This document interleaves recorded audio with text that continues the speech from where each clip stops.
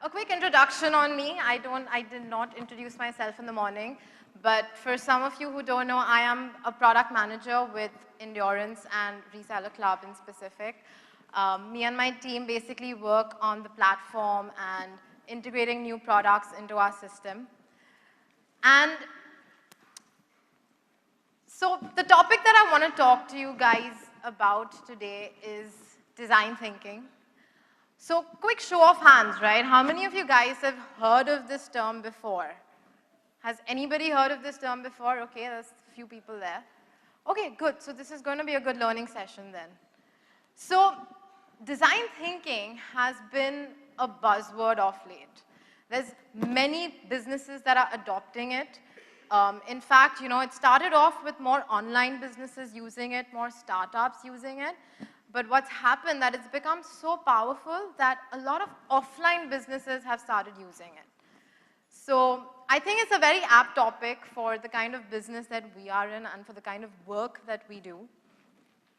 And so before I jump into this, right, I want to briefly touch upon your kind of interactions with your clients. So let's assume a new client comes to you and says that, hey, I need, a particular website built, or I need, some sort of software built. What do you guys do? Would any of you mind sharing your process or, describing the typical steps that, come into play? Sure, go ahead. It depends on, we do your homework. Okay. We study the background. What is his turnover? What is the client geolocation? What are his current clients from which country or whatever? Okay. And what is the product, whether it's into retail or service industry? All right. So okay, so you'll do a little. Basically studying his current scenario in the internet and his competitors. Got it. Great. So the way I like to think of it, right, is that most of us, and quick show of hands, how many of us are actually in the business of creating custom software, websites, probably mobile applications? All of us, right? Most of us, right? So what are we essentially doing? The way I look at it, we are creating web-based solutions, right? They are technology-powered solutions. But when we're talking about solutions, we are invariably talking about a problem, right? And I don't think many of us really take time out to understand the problem. Like you mentioned, you would go down and really think about what this customer needs, whether it makes sense for him or not. But as developers, as designers, as businessmen, our tendency is to start, drawing up a design or coding up a framework or exploring the tech stack. We just go into build mode. We don't stop and think that, okay, what is the real problem that I'm solving? But since we are in this business, right, whether we know it or we don't, we are essentially in the business of problem solving, right? So I really like this quote by Albert Einstein. He says that if we were to spend 95% of our time on defining the problem and understanding the problem, we need only 5% of the time to come up with a solution. Right? And this really, really resonates with me, and that's exactly where design thinking comes in, right? Design thinking is a problem-solving approach that any and all businesses can apply, right? In fact, at the beginning of this year, we as product managers started this exercise where every Friday, we go and visit some of our resellers, right? We go to their offices. I'm sure, I've visited some of you guys in this room. And it's been very insightful for us. It's been very powerful. We've learned a lot. And going forward, you're actually going to see the platform change in big ways. And that's only been possible because of this tool that we've employed called design thinking, right? So to really illustrate the power of design thinking, we're going to go to Denmark. And there's a very popular case of the good kitchen. Right? Now, the government of Denmark had a very unique problem on their hands, right? They had this fast-growing, aging population, And with that population came a few problems, right? So specifically, the Denmark government sponsors meals for about 125,000 senior citizens. So every day they prepare meals and send it to their houses, right? Yet, they realized that 60% of these senior citizens are low on nutrition and 20% are actually clinically malnourished. Now, this was a baffling situation for the Danish government. They were like, but we're doing everything that we can to make sure that these people are eating well. And yet, this was a situation. So they got in a consultancy firm called Hatton Bloom, and they told them that, see, this is a situation, you got to help us fix the menu, right? They thought that the problem lied in fixing the menu because, you know, maybe senior citizens don't like the food we're giving them, they have different tastes, or, you know, they want something else. So Hatton Bloom took this problem and actually dived a lot deeper into it, right? What they did was that they shadowed delivery boys into the houses of these senior citizens. They watched the senior citizens as they received the food, unpacked it, prepared it, ate it. And on the other hand, they also went into the kitchens where this food was being prepared. They spoke to the employees, the cooks who were preparing that food, and, you know, they synthesized this entire situation, and they realized a few key things, right? So they realized that the senior citizens were actually embarrassed to be receiving help from the government. In Denmark, people would approach their friends or they would approach their family if they needed help. Approaching the government for help was an absolute last resort, right? So although the government had good intentions, they failed to realize that, you know, there is an underlying emotional current that's stopping these people, or it's making them really embarrassed about their situation, right? The second important discovery was that after personal hygiene, the second most important thing for these people was the food that they ate. They were particular about what they ate. Some of them even grew their own vegetables, and, you know, they wanted to use that.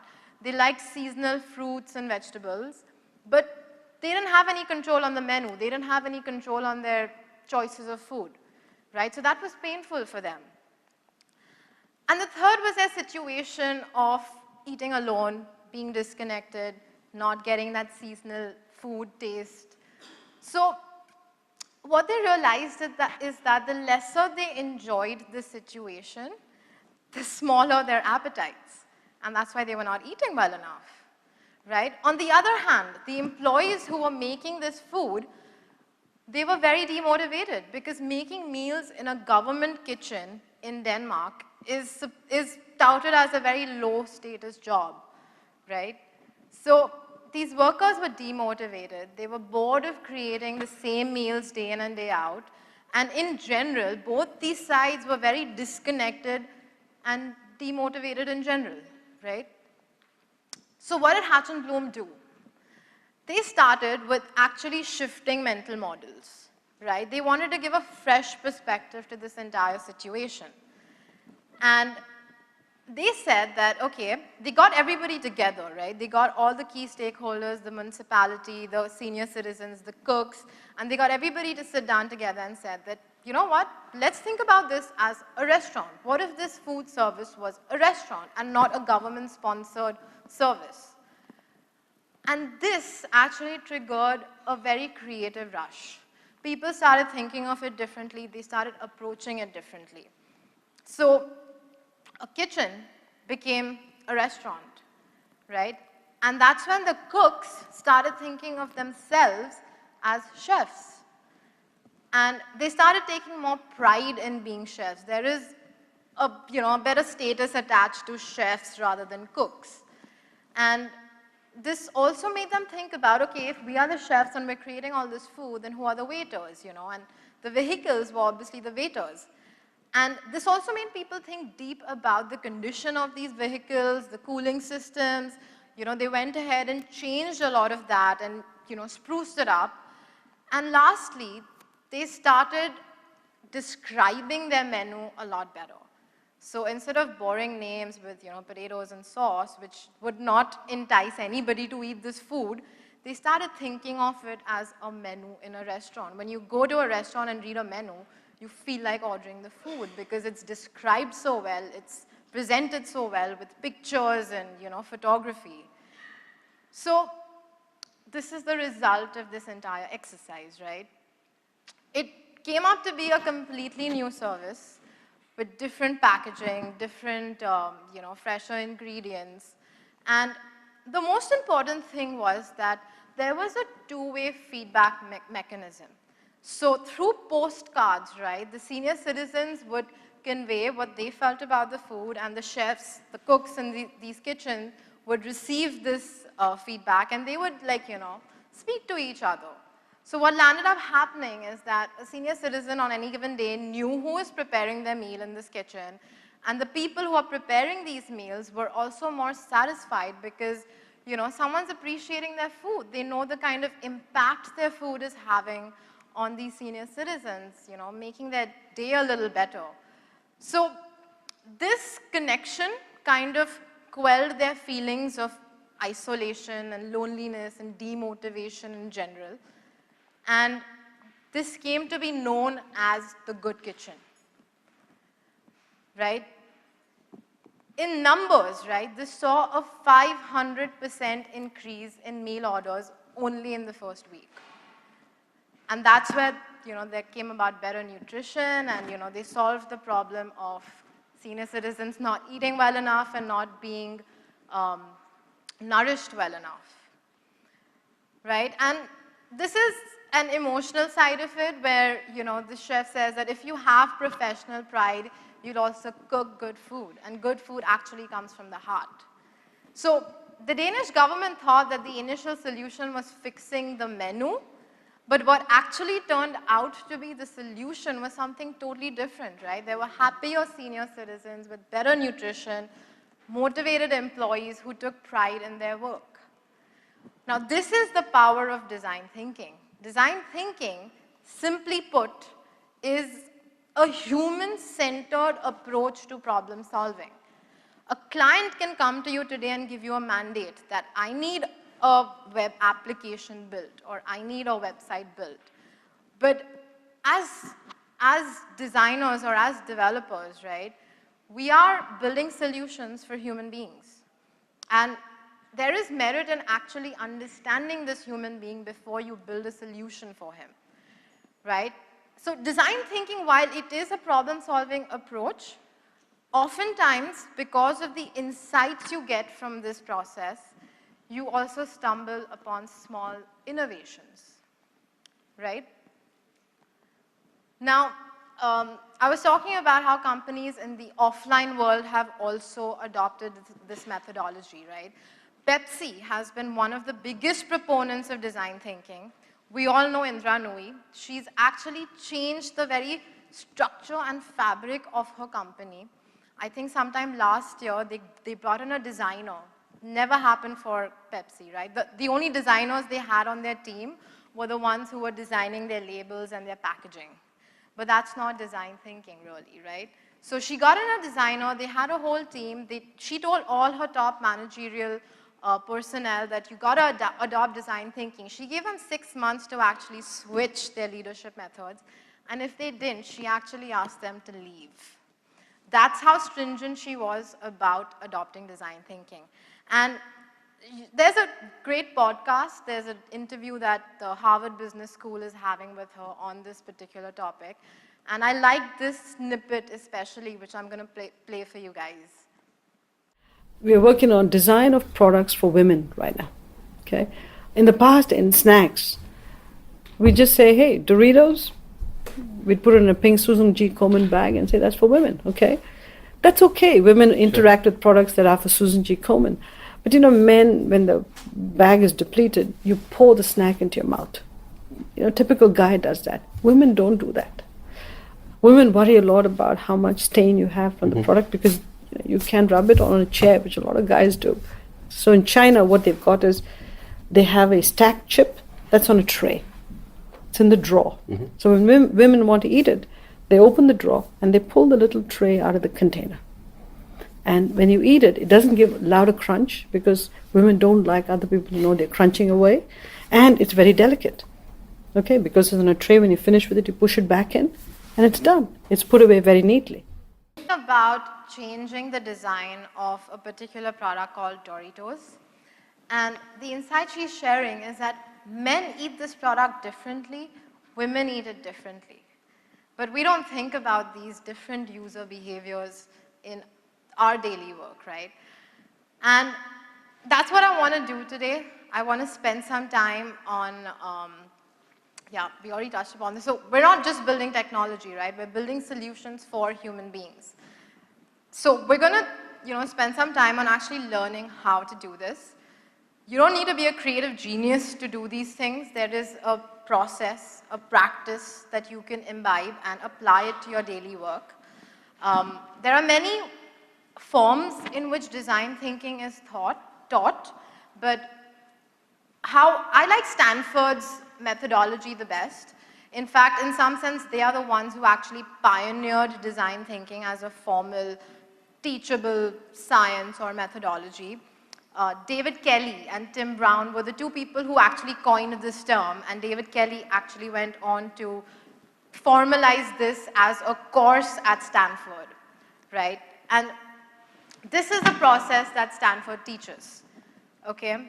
Empathize with your user, define the problem, ideate a wide variety of possible solutions, prototype, which helps you visualize your ideas, and finally test, right?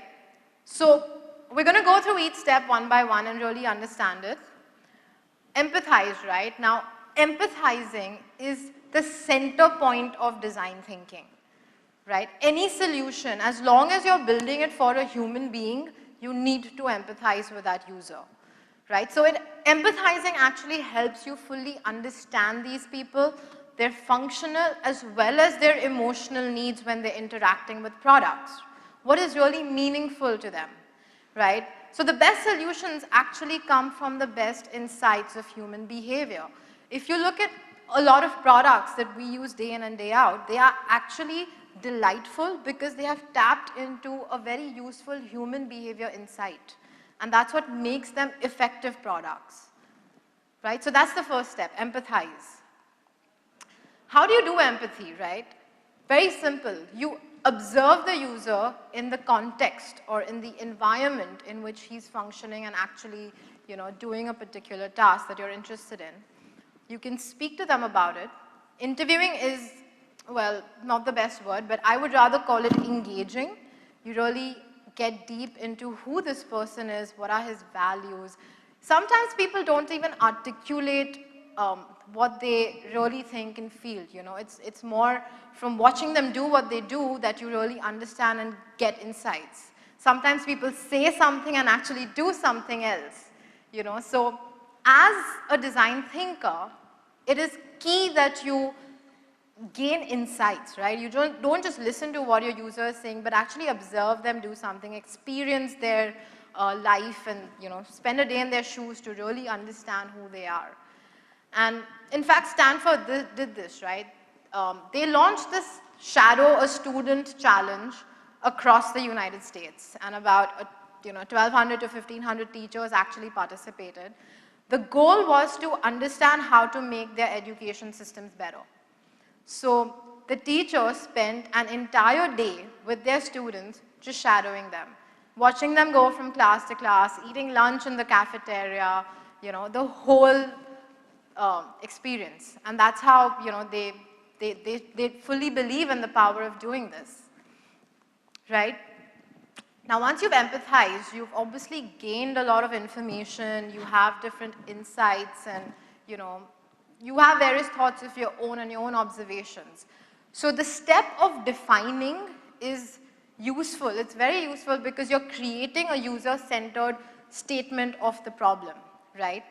And it's very aptly said, right? Framing the right problem is the only way to reaching the right solution. If you start wrong, you're going to end wrong. If you start in a place that's not meaningful to your user, or you've, just not defined your problem statement well enough, you're not going to be able to create an effective solution, right? So the step of definition is what actually guides ideation, which is the next step, right? So this step, they basically say that come up with as many ideas as you possibly can. Don't think about whether it's feasible, don't think about whether it's doable. Defer judgment to your prototyping or testing phase, but just, be creative, come up with ideas. The higher the number of ideas, the more chances of innovation, right? And after that, you go into prototyping. So prototyping is very powerful because it actually helps you visualize those ideas.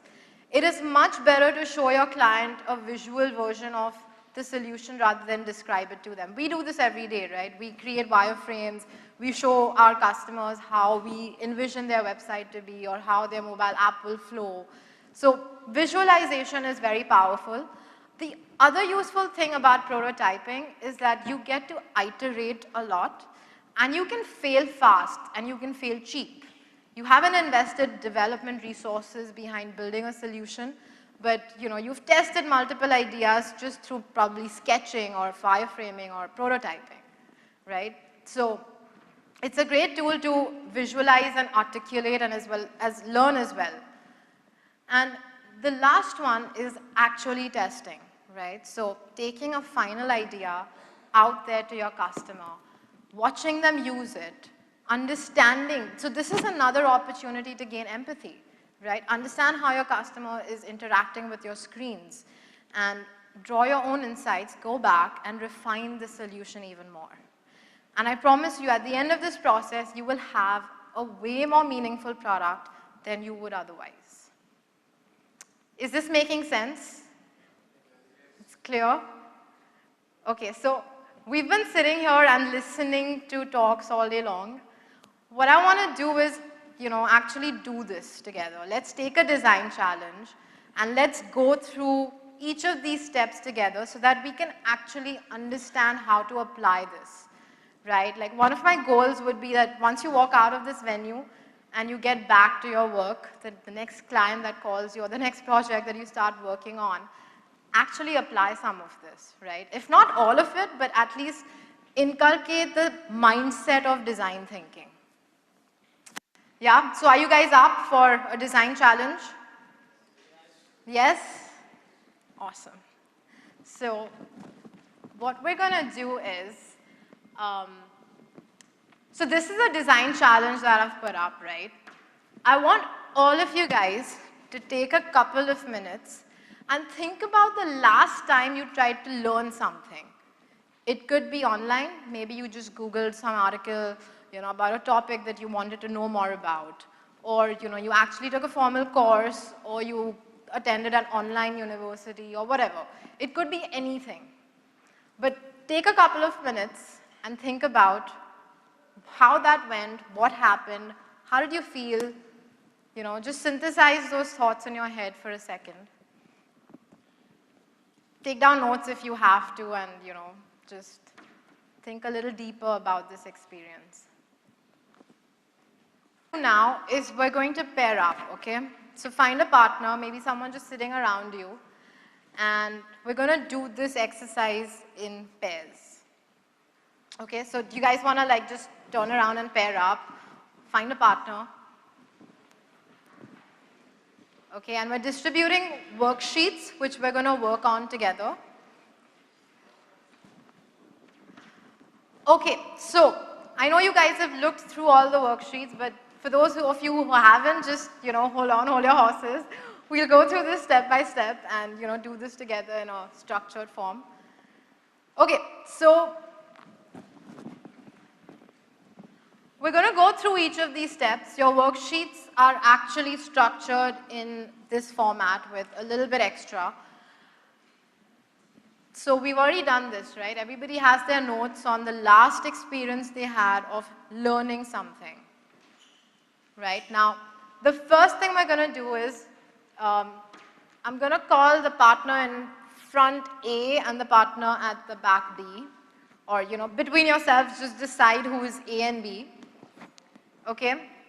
What I want partner A to do is interview partner B. Just talk about the experience, what happened, what was he trying to learn, how is it, where did it start from, just basic information, okay? Just try and get all of that down, put down your notes in section, the top section of your sheet. Okay, I'm going to give you 3 minutes for this, and we start now.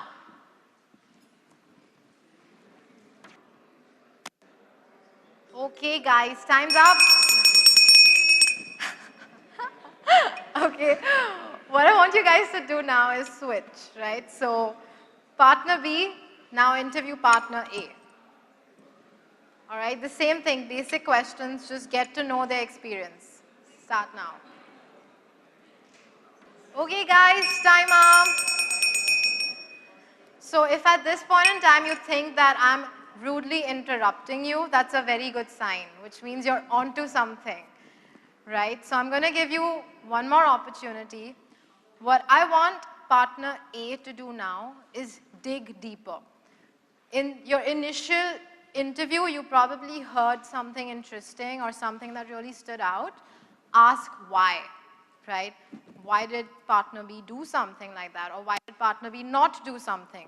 Really get down to emotions, okay? I want you to try and tap into what was the emotional undercurrent that partner B was going through. So you have 3 minutes, dig deeper, okay? Truly understand their problem or their situation.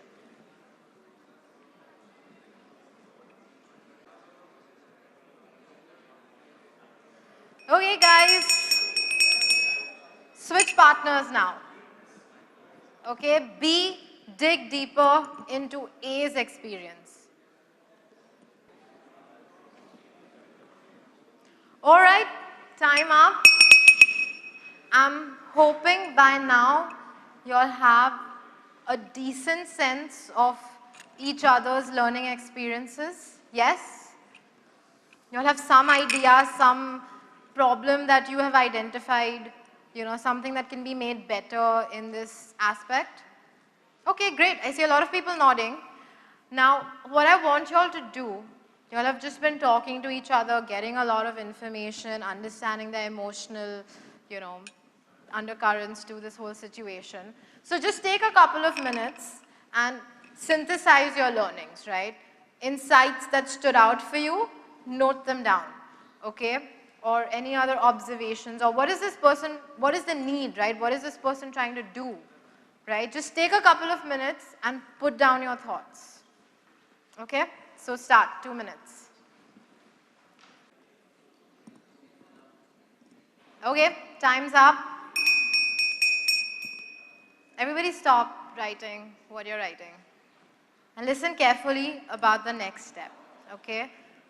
Now, what you need to do is put the needs and the insights together, okay? Draw a connection between what was this person trying to do and what were the insights, the observations that you gathered. You know, maybe there were friction points or frustrations that you have uncovered, okay? Either you can pick something that truly resonates with you, just pick one of these aspects, or maybe you can formulate a narrow enough problem statement on everything that you've just learned. Okay, if you can do one of these two, you have to do one of these two, but make sure that in the next step, you formulate a really narrow problem statement. Don't make something too wide, you will not be able to effectively solve it. Keep the scope, you know, limited to one aspect of the learning, or, you know, something that you feel that can really be solved in a better way. Okay? So take a minute and fill up the second part in the format that we've put down. So, you know, instead of a name for your partner, if you can actually use a description, bonus points to you, right? That just means that you've really understood who this person is. All right? So, think about your problem statement, put it down in the format that has been put down. Okay? Start. You get a minute.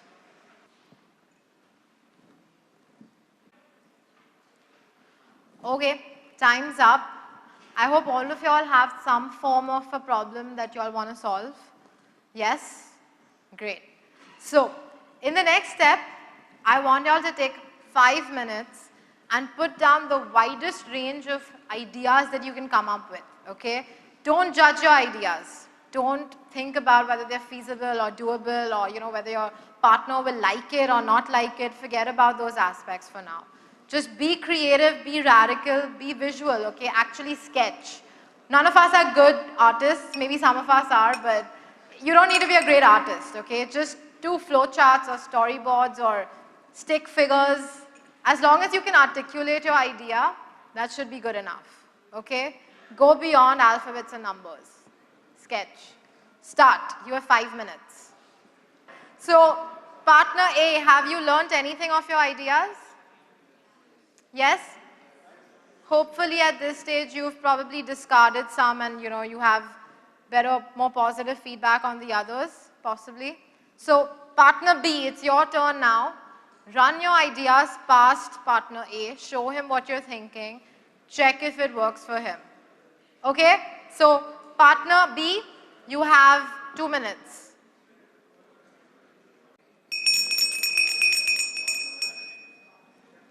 Okay, partner B, was this helpful? Yeah? So, at this stage, I'm hoping that each one of y'all has at least one idea that worked for your partner, okay? If you have more than one, awesome. But in the next step, right, I want you to pick one solution, turn your pages over, there's a section of prototyping. Okay, for all those of you who did not sketch in the ideation phase, please try and sketch in this step. Okay, take one solution, spend 5 minutes, flesh it out a little bit more, and you know, prototype it in a little more detail than you did in the ideation phase. Okay? Yeah, everybody ready? Do you have your one solution that you want to pick up and prototype? Yes or no? I can't hear you guys. Yes, yes, yes. Awesome. Okay, let's start. You have 5 minutes. I see a lot of you guys pretty excited. I think some of your ideas have gone really well. Yes? Great. Okay, so switch now. This is the last step of this process. So partner B, capture feedback from partner A. Everyone with me? Okay, start. You have 4 minutes. Okay. Time up, guys. Stop doing whatever you all are doing right now. Yeah, just wrap up your conversations and stop. This was the last step in this process. Have any of you found a really good solution that really worked for your partner? Yes? Would you like to share it? Sure. Can we get him a mic, please? And like, you know, he had a problem of, in fact, not a problem, but, you know, what was his main shortcomings was like he is having a problem of self-confidence or probably stage fear sort of.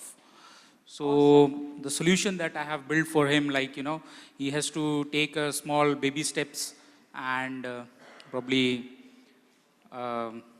do some small presentations and something like that, so he can come out with the, you know, and yeah, thinking, you know, he's actually a gem of a person, but he's just, you know, his social believing is really not, you know, not so powerful. Got so it. That way I have just drawn, like, you know, he's actually trying to meet more people. He has to meet more people just to, you know, remove his fear, and probably then he can work it out better. Got it. That's awesome, right? Now, this is an example of a successful process, right? You have uncovered that your you've got a really powerful insight into your partner, right? Like, you know he is a little low on self-confidence. And that's actually true for a lot of us, right? How many of us always feel like, hey, I don't know enough about something, or I'm going to go meet, a client, or I'm going to go to a conference like this, I'm going to have to speak to a lot of people, I hope I come across as a knowledgeable person. We all have these emotions, and we all have a little bit of underconfidence. So it's great that you've gotten down to that insight. Not many people can, and not many people share. So thank you so much for getting into that. That requires skill, so I must give it to you. And the solution that's been crafted is also beautiful, right? Baby steps. You can't throw a person like this out and, tell him that, hey, let go of your underconfidence and, put yourself out there. You can't do that. So that's very thoughtful on your part. That's awesome. And, big round of applause for actually coming up with something meaningful. We've run out of time. I think we've even overshot a little bit. But I really hope this was helpful for you guys. I hope you'll have learned something, and I hope you can practically use this in your business. Something that will help you build better solutions for your clients and your customers. And you never know, given how commoditized this whole industry is becoming, these are the aspects that might actually help you differentiate yourself in the market, right? And I promise you, your client will appreciate you for it. So with that, we're going to invite you to tea, this grand opening of this section that just came up, which looks awesome. So you have your tea right here. We have some snacks as well. I hope you all enjoyed this. And yeah, thank you. I'm glad you all, just leave your sheets on the table. We'll collect them. I want to see what you guys have come up with. Kudos to everybody who sketched and visualized. Try and do that a little more in your lives, okay, the ones who haven't. All right. Thank you, everyone. Thank you for being here.